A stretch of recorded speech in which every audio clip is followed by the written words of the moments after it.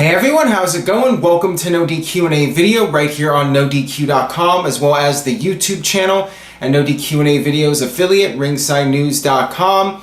The fans over this past week were really asking for a Kevin Owens win as the new Universal Champion. Over 50% of people on NoDQ.com voted for Kevin Owens to be the winner, and sure enough, the fans got exactly what they wanted. Kevin Owens is the brand new WWE Universal Champion with a big swerve, a big twist to conclude this week's edition of Raw, with Triple H turning on his long-term ally, Seth Rollins. Got your questions here from twitter.com/AaronRift regarding the end of Raw, as well as other topics. Let's get started with the first one, which comes from Brett Frederick. How happy are you that Kevin Owens won the belt? I did not see Triple H being involved. What a swerve. Makes me want to watch next week. Huge angle that WWE did here. Triple H was pretty much the last person anybody expected to show up on this episode of Raw. I'm not even sure if anybody predicted Triple H to show up. But with Triple H and his attack on Seth Rollins, turning on Rollins, that is something that I have talked about over the past several months, and I felt that it was going to happen at some point, just nobody predicted it to happen this week on WWE television. You know, Rollins coming back as a babyface, Triple H and Rollins having their feud. That was a match that was originally supposed to happen for WrestleMania until Rollins got hurt. I'm guessing maybe next year's WrestleMania, or perhaps even sooner, we will see Rollins versus Triple H. And I'll get to that more in a minute here, but this question is regarding Kevin Owens. I'm really happy for Kevin Owens because he's one of those guys that I would watch at PWG back in 2005, 2006, when he had no beard, just this young kid trying to make it in the wrestling business. And it's pretty unbelievable for me to see Kevin Owens here in 2016, the WWE Universal World Champion, Universal World, whatever, the Raw World Champion, as I like to call it. It's unbelievable. It's really surreal to see a PWG guy or a Ring of Honor guy, as some might see him as, being the World Champion. I think it's awesome. I'm really happy for the guy, and a lot of people thought it would never happen because he's not the guy that Vince McMahon sees as a world champion in terms of the look. Now, maybe Finn Balor getting hurt changed the plans, and Owens got an opportunity that he wouldn't have gotten otherwise. Who knows? But regardless of the case, sometimes things happen. We saw with Daniel Bryan, there were certain circumstances like CM Punk leaving that led to Daniel Bryan winning the title. And sometimes it just takes a weird occurrence, something unexpected happening for somebody to get an opportunity. And Owens got the opportunity. He's running with it. And hell, when Finn Balor comes back, WWE could always do Owens versus Balor at WrestleMania. That would be an awesome match. So there's a lot of interesting possibilities now. So this was a really well done angle. A lot of people are raving about Raw. Right now it has over 90% thumbs up on the NoDQ.com post-Raw poll. I feel bad for SmackDown. I think the streak of SmackDown getting a higher rating than Raw in the NoDQ.com polls is going to be over this week. Unless AJ wins the title, Joe and Nakamura debut, the women get naked. I mean, they're going to have to do everything possible for SmackDown to be better received than this week's Raw. I'm really happy. I mean, I think it was a great ending, great match, and overall great show. So Raw definitely picked up the pace, and now we have something to look forward to next week, which doesn't happen that often. So it was a very well done angle. Now back to Triple H here from Sparks96. It's got to be asked now, what happens with Triple H from here? I'm assuming it's going to be Triple H versus Seth Rollins, which, as I mentioned earlier, was the original planned main event for this year's WrestleMania prior to Seth Rollins getting hurt. Now WWE can finally go with Seth Rollins as a babyface. People have been wanting to cheer for Seth Rollins for the longest time now, and pretty much everyone would agree that WWE dropped the ball not having Rollins return as a babyface.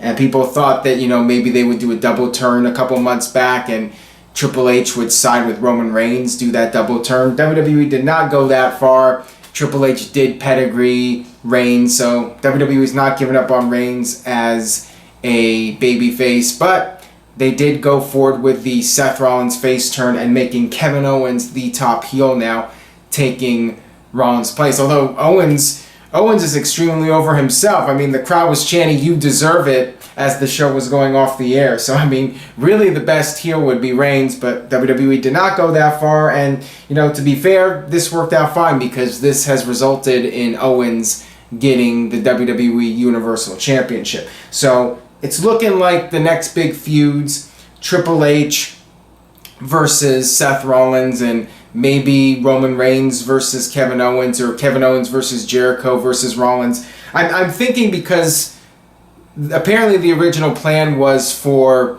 Finn Balor to feud with Owens and Jericho and do perhaps a triple threat match at the Hell in the Cell pay-per-view. So it's looking like we're going to have Kevin Owens, Jericho, and Rollins perhaps in a triple threat feud. Maybe it'll be Owens versus Rollins first, and then Jericho will get involved, and that'll lead to the triple threat, and then WWE will start building up towards Triple H versus Rollins. I mean, I think Triple H versus Rollins, knowing how Triple H is, I could see them dragging that out to WrestleMania and building that up as Triple H's big WrestleMania match, because we all know Triple H has to have his WrestleMania match. I mean, I could see it happening sooner, but I could also see them dragging it out. But one way or another, Triple H, Rollins, that match definitely seems to be inevitable. This one comes from KL Adams. Do you think Hulk Hogan should be forgiven given his racist comments and not doing much to make up for them? I talked about this last year when the story broke, but a year later, looking back on it, I feel the same way. Yes, I do feel Hulk Hogan should be forgiven. I feel he made some very inappropriate comments, offensive comments for that matter, but at the same time, I feel that all of us, at one point in our lives, we've said something that was offensive or inappropriate. It just so happens that most of us were not being secretly recorded without our knowledge. Hogan paid the price. He lost his job with WWE and it damaged his reputation. Do I believe Hogan is sorry about what happened? Absolutely. I do feel that he has been sincere in his apologies, and I really do feel that he is remorseful about what happened. I do feel Hogan should get another shot to entertain the fans and do what he's been doing for so many years. I feel Hogan has done so much more good than bad in terms of entertaining the fans and giving his body to the wrestling industry and going all out for charities and just doing all these things in his career.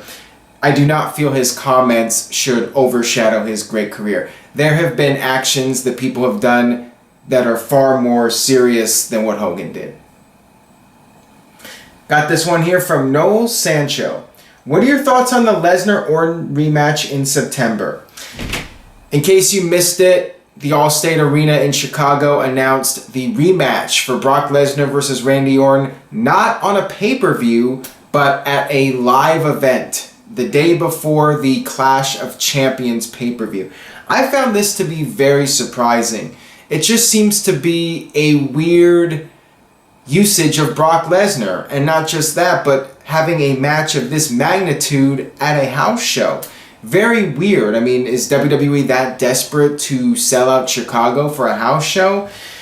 That one is definitely a head scratcher. You would think if WWE was even going to bother doing a rematch between these two, why not do it on a pay-per-view? Why do it at a house show? Very random, and it doesn't even make sense because one might think that WWE would do a network special, but it's a day before a pay-per-view. So they really going to do a network special and then the next day a pay-per-view? I do not get it unless there's some sort of idea that WWE has that we're not aware of yet. Time will tell. This one comes from Kevin. Who deserved at least one run with the WWE title, Vader or Lex Luger? I feel that Vader was probably a better fit to be WWE Champion. I've talked about this before, the match with Shawn Michaels at SummerSlam. I really feel Vader was red hot as a heel at that time, and he should have been given a chance to be champion for a while and have a run as the heel champion dominating the WWE landscape just to see how things would work out. With Luger, I mean, it was a really stupid decision to have him win by countout at SummerSlam. That killed off whatever momentum he had, but realistically, I think Luger would have bombed as champion anyway. I think Vader would have at least had a solid heel run during that time period. It's not like the landscape of WWE would have changed whether Vader won the title or whether Lex Luger won the title, but it just would have been nice for Vader's sake. I feel that he was doing really well as a heel, and he would have had a good run as champion. So that was unfortunate. Luger, not so much of a big deal, but yeah, WWE definitely killed off his momentum by having him win that main event by countout against Yokozuna. This one comes from Gene Q. What do you think of TNA doing a final deletion to Delete or Die? Start watching TNA, or is it just a hashtag dead brand? I do not blame TNA for doing this. I mean, I would do a sequel too, since the first one was a moderate success for TNA and got them some buzz. I would do this for Bound for Glory. It might help the pay-per-view buy rate a little bit. It might get some people interested in the pay-per-view. So yeah, I mean, I would do it too if I was TNA. Will it really help the buy rate significantly? Probably not, but again, I think it's definitely an interesting thing to do, and I'm somewhat over the whole broken Matt Hardy, broken Nero, whatever they're doing now, but I'll watch it. I mean, I'm sure it'll be entertaining, so we'll see how it goes. This one comes from R.I.P. Mitch. Why do people like the Attitude Era so much? More filler than now, and so much Superman booking with wrestling one half as good. I'm guessing you did not grow up with the Attitude Era, so that's why you're asking this question. Because I think anybody that lived through that era and was watching it as it happened would not even question that. What was so good about the Attitude Era? It was cutting edge television, and at the time it was innovative stuff that we hadn't seen before in wrestling. ECW got the ball rolling with the edgier product, but then with the Attitude Era, you had these characters that were just in your face, and the product was edgier than it had ever been before. And the shows were fun to watch. I mean, the 2-hour Raws, it felt like must-see TV every single week. You tune in and you would expect the unexpected. You would have no idea what was going to happen, who might show up, what storyline twist there might be. The characters were so much more compelling during that period. Now, the wrestling is definitely better than what it was, but in my opinion, the characters are just not as developed as they were during the Attitude Era, and the shows, particularly Raw, are not as exciting to watch as they were 15, 20 years ago. And, part of that is the era. We're in a more politically correct era, and also we've seen all there is to see, and there's not a lot of room for innovation because everything's been done. Now, I'm sure there are some concepts and ideas that we don't know about yet, nobody's come up with yet. And hopefully one day a very creative person will come along in WWE and we'll see a new era. We'll see a real new era where we're seeing things that we haven't seen before. But it's tough. It's not easy. So I'm not going to bash the writers too much because it's hard to come up with compelling television that is innovative and fresh, something we haven't seen in the past. It's really difficult. Back then, 15, 20 years ago, all this stuff they were doing was brand new, and because of that, it was very exciting to watch. This one comes from Aiden Ross Mahler. Do you think WWE can handle Nakamura on the main roster? I hope they can. I hope they can handle the money that he would make for the company if they played their cards right. Nakamura, no doubt, can be a big superstar in WWE, one of the top superstars. I mean, you look at AJ Styles, The one thing that is a concern is the language barrier, and will that hurt his chances of making it big in WWE? I say it's not necessary for him to be a great talker and have the great promo skills that other top stars have. I mean, I always point to Goldberg. Goldberg got over huge and he never talked. When he beat Hogan at the Georgia Dome, he did no promos prior to that. He just got over by going out there and destroying people. And Sting, the year prior, just coming down from the rafters and laying out the NWO. Just let Nakamura do his thing. He's an ass kicker, and I'm sure he'll get over just fine in WWE. And hopefully Vince can handle him. I think that that's the real concern, is will Vince McMahon be able to handle Nakamura being one of his top stars? If Vince can handle it, then I think anybody can handle it. Got this one here from official Jesse P. With the rumors going around about Daniel Bryan having another match, who do you think his opponent would be? If it was my choice, it would be AJ Styles. Daniel Bryan, AJ Styles at WrestleMania. I mean, you really do not have to do anything else. Just put those guys in there and let them tear the house down. That would be my dream match if Daniel Bryan was going to make a comeback and have one more match. I mean, we've already seen Bryan versus Rollins. We've already seen Bryan versus Reigns. Bryan versus Zayn would be great, but I feel that if you're going to bring back Daniel Bryan, you should bring him back against the biggest star in the company, and that would be AJ Styles. AJ Styles is arguably the best overall performer in the entire company right now. A guy that Daniel Bryan has not faced in WWE. That would be the match I would go with. Got this one here from Joshua. Do you think that the winner of the Cruiserweight Classic should be the #1 contender for the Universal title? No, I think the winner of the Cruiserweight Classic should be the first Cruiserweight champion. I think that you're already going to eliminate the purpose of a Cruiserweight division by having the Cruiserweight Classic winner go for the Universal title. Why even bother with the Cruiserweight division if you're not going to have a championship for the Cruiserweight division and have the Cruiserweights go against each other?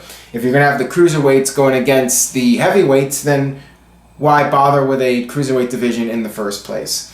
That's one reason why I'm not really a big fan of a Cruiserweight division, because it puts these guys into one category.